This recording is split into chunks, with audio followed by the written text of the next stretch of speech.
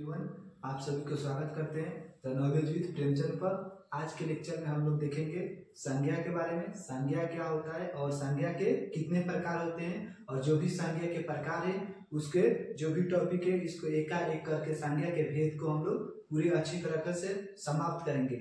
और जो संज्ञा टॉपिक है ये काफी एग्जाम पॉइंट ऑफ व्यू से काफी महत्वपूर्ण टॉपिक है, क्योंकि क्लास 10th हो या क्लास 12 हो या अन्य छोटे मोटे जो भी कॉम्पिटेटिव एग्जाम होता है वहां भी संज्ञा हो या संज्ञा के एग्जाम्पल से 1 ना 2 नंबर का क्वेश्चन रहता ही है।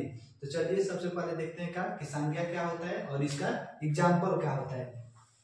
तो किसी भी व्यक्ति, वस्तु, भाव आदि के नाम को क्या बोलते हैं? संज्ञा कहते हैं। किसी भी व्यक्ति, वस्तु, स्थान के नाम को क्या कहते हैं? संज्ञा कहते हैं। ठीक है, जैसे में हो गया का गाय, कमल, दोस्ती, पटना, आदि, ये सब किसका एग्जाम्पल है? तो संज्ञा के एग्जाम्पल है। ठीक है, जो भी पूरे वर्ल्ड में जितने भी किसी भी वस्तु का कोई भी कुछ भी नाम हो, अगर उसका नाम हो गया तो क्या हो गया? संज्ञा हो गया। ठीक है, तो यहाँ पर क्या है कि अगर का किसी भी नामों को ही क्या बोलते हैं? संज्ञा बोलते हैं। किसी भी चीज का कोई भी वस्तु जिसका का नाम, जैसे क्या है मार्कर, मार्कर का अगर नाम हो गया तो ये भी संज्ञा हो गया। ठीक है, मोबाइल, मोबाइल भी क्या हो गया? संज्ञा हो गया। बोले टेबल, टेबल भी क्या हो गया? संज्ञा हो गया। मतलब कि कहने का मतलब है कि कोई भी वस्तु हो जिसका का कुछ नाम हो वो क्या हो जाएगा? संज्ञा हो जाएगा। ठीक है, इसके बाद कहा कि संज्ञा के कितने प्रकार होते हैं? तो संज्ञा के 5 प्रकार होता है। संज्ञा के कितने प्रकार होते हैं? तो संज्ञा के 5 प्रकार या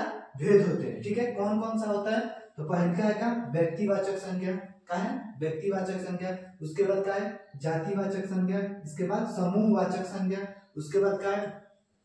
इसके बाद है भाववाचक संज्ञा। इसके बाद है द्रव्यवाचक संज्ञा। ठीक है, तो संज्ञा के कितने भेद होते हैं? 5 भेद होते हैं। सबसे पहले व्यक्तिवाचक संज्ञा, उसके बाद जातिवाचक संज्ञा, उसके बाद है समूहवाचक संज्ञा, समूहवाचक के बाद द्रव्यवाचक संज्ञा, उसके बाद भाववाचक संज्ञा। ये हो गया का संज्ञा के भेद का नाम। ठीक है, और संज्ञा के कितने भेद होते हैं? तो 5 भेद होते हैं। उसके बाद हम लोग जो भेद है इसको हम लोग डीप से पढ़ते हैं कि क्या कि व्यक्तिवाचक संज्ञा किसे कहते हैं? जिस संज्ञा से किसी वस्तु, किसी खास एक व्यक्ति या वस्तु या स्थान का बोध हो उसे क्या कहेंगे? व्यक्तिवाचक संज्ञा कहते हैं।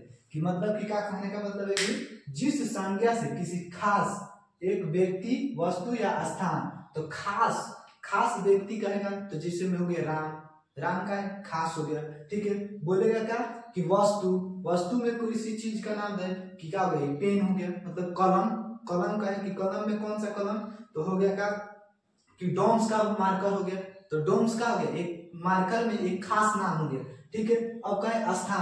स्थान में खास का है तो स्थान में खास हो जाएगा का पटना। किसी भी स्थान में पटना का हो जाएगा एक खास स्थान का नाम है, मतलब कि प्रॉपर स्थान का नाम। ठीक है, का बोध उसे क्या कहेंगे? व्यक्तिवाचक संज्ञा। जैसे में राम का है खास नाम है, श्याम किसी लड़के का है खास नाम है। ठीक है, ताजमहल नाम तरीका है स्थान का नाम हो गया, लाल किला स्थान का नाम हो गया, पंजाब हो गया का किसी शहर, खास शहर या जगह का नाम हो गया। ठीक है, तो उसे क्या कहेंगे? व्यक्तिवाचक संज्ञा। अब उसके बाद एक जातिवाचक संज्ञा। जिस संज्ञा से क्या किसी भी कम्युनिटी के मतलब कि पूरे जाति का क्या बोध हो उसे क्या बोलेंगे? जातिवाचक संज्ञा। ठीक है, तो देखते हैं कि जिस संज्ञा से पूरे जाति का पूरे जाति भर का क्या बोध है उसे क्या कहेंगे? जातिवाचक संज्ञा कहेंगे। ठीक है, जातिवाचक संज्ञा का एग्जाम्पल क्या हो जाएगा? लड़का बोले तो कि पूरे लड़के का बोध हो रहा है, लड़का जाति का बोध हो रहा है। कहे लड़की तो लड़की से क्या? लड़की जाति का बोध हो रहा है। तो लड़की का हो गया, लड़की होगा जातिवाचक संज्ञा। लड़की में नाम धरेगा पूजा, तो पूजा किस संज्ञा का एग्जाम्पल हो जाएगा? तो वो होगा व्यक्तिवाचक, माने किसी खास व्यक्ति का नाम धरा जाए तो वो हो जाएगा पूजा, व्यक्तिवाचक संज्ञा। देखिए कहे कि लड़की कौन सी संज्ञा होगा? तो वो होगा जातिवाचक संज्ञा। ठीक है, इसमें है नदी, तो नदी कौन सा संज्ञा हो गया?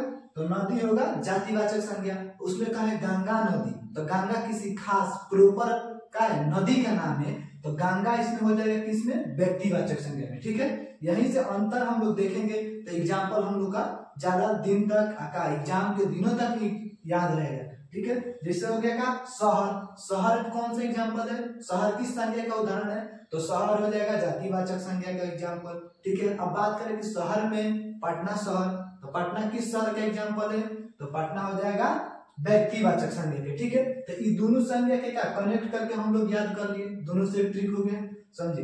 इसके बाद क्या है समूहवाचक संज्ञा। समूहवाचक संज्ञा कि जिस संज्ञा से क्या हो समूह का बोध हो, जिस संज्ञा से क्या किसी समुदाय का बोध हो, ठीक है, जिस संज्ञा से समूह का बोध हो या समुदाय का बोध हो उसे क्या कहेंगे समूहवाचक संज्ञा बोलेंगे, ठीक है। समूह का मतलब क्या हो गया कि साभा, साभा तो अब एक व्यक्ति से तो साभा नहीं लगेगा, साभा लगाने के लिए कम से कम 5 या 10 से अधिक व्यक्ति होना चाहिए, तब उसे क्या बोलेंगे साभा बोलेंगे।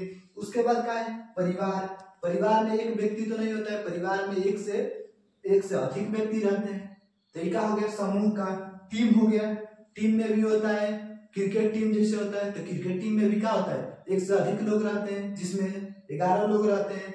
उसके बाद क्या हो गया बाजार, बाजार भी एक से अधिक लोगों के रहने से ना बनता है, बाजार तक किसी सिंगल एक व्यक्ति के रहने से नहीं बनेगा। तो इससे कुल मिला के यही है कि समूहवाचक संज्ञा में जिस संज्ञा से किसी समुदाय या समूह का बोध होगा तो उसे क्या कहेंगे समूहवाचक संज्ञा। एग्जाम्पल में सभा और परिवार और आर्मी हो, ये भी किसका एग्जाम्पल हो जाएगा तो समूहवाचक संज्ञा के, ठीक है। इसके बाद हम लोग का कौन सा बच जा रहा है, यहाँ पे बच रहा है भाववाचक संज्ञा। यहाँ थोड़ा सा स्पेस का दिक्कत था, तो भाववाचक संज्ञा जिस संज्ञा से किसी व्यक्ति वस्तु के क्या गुण और स्वभाव का बोध हो उसे क्या कहेंगे भाववाचक संज्ञा करते हैं, ठीक है। जैसे क्या है ईमानदार है, जिसे बोलते हैं ना कि फलाना बहुत ईमानदार है, लेकिन वहां क्या है कि मतलब जैसे बोलते हैं राम बहुत ईमानदार है, तो राम के स्वभाव को हम लोग दिखा रहे हैं कि राम कैसा है तो ईमानदार है, ठीक है। और क्या है बोलते हैं कि जिस संज्ञा से किसी व्यक्ति वस्तु के भाव का अर्थात स्वभाव का गुण पता चले उसे क्या बोलेंगे भाववाचक संज्ञा। तो यहाँ भाव का है बुढ़ापा, बुढ़ापा का हो जाएगा किसी व्यक्ति के उसके हाव भाव का पता चल रहा है कि व्यक्ति कैसे है तो बुढ़ापा अवस्था में, तो वो अवस्था का बोध करा रहे, ठीक है। अभी रहे कह रहे हैं क्या कड़वा, कड़वा के मतलब जो होता है ना खट्टा, ठीक है, बोलेंगे मीठा है लंबा है, ये किसका एग्जाम्पल हो जाएगा तो भाववाचक संज्ञा के। तो जिस संज्ञा से किसी व्यक्ति के गुण भाव आदि का बोध उसे क्या बोलेंगे भाववाचक संज्ञा। जैसे में एग्जाम्पल है ईमानदार, बुढ़ापा हो गया, कड़वा हो गया, मीठा हो गया, लंबा हो गया, ये सब किस संज्ञा के एग्जाम्पल है तो भाववाचक संज्ञा के, ठीक है। इसके बाद हम लोग का लास्ट और इंड टॉपिक बच जा रहा है का द्रव्यवाचक संज्ञा। द्रव्य का मतलब ही होता है का पदार्थ, द्रव्य का मतलब क्या होता है पदार्थ। तो जिस संज्ञा से किसी द्रव्य या धातु का क्या हो बोध हो उसे क्या कहेंगे द्रव्यवाचक संज्ञा। कहने का मतलब है कि जिस संज्ञा से किसी द्रव्य या धातु का बोध हो उसे क्या कहेंगे द्रव्यवाचक संज्ञा। तो द्रव्य जो होता है उसको क्या किया जाता है मापा जाता है, तौला जाता है, ठीक है। तो जिस संज्ञा को क्या है मापा या तौला जाए उसे क्या कहेंगे द्रव्यवाचक संज्ञा भी कहते हैं। या जिस संज्ञा को किसी द्रव्य या धातु का बोध हो उसे क्या कहेंगे द्रव्यवाचक संज्ञा। तो द्रव्य में कौन कौन सा एग्जाम्पल हो जाएगा सोना हो गया, चांदी हो गया, लोहा हो गया, पीतल हो गया, हीरा हो गया, दूध हो गया, घी हो, etc। मतलब जो भी खाने की वस्तु है वो क्या हो जाएगा द्रव्यवाचक संज्ञा, ठीक है।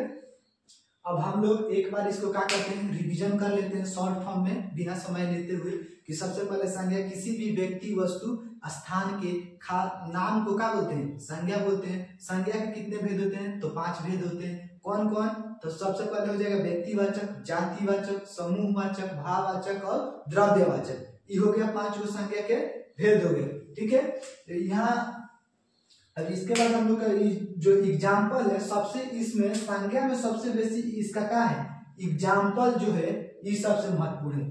क्वेश्चन पूछ देता है कि निम्न में से कौन जातिवाचक संज्ञा है, दे देगा लड़का, तो इसमें लड़का आंसर हम लोग का सही हो जाएगा।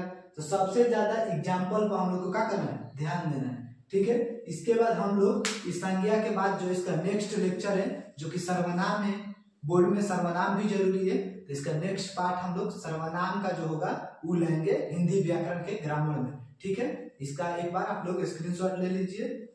इसके बाद खाली हम लोग को मेन फोकस रहना चाहिए एग्जाम्पल पर, ठीक है। धन्यवाद।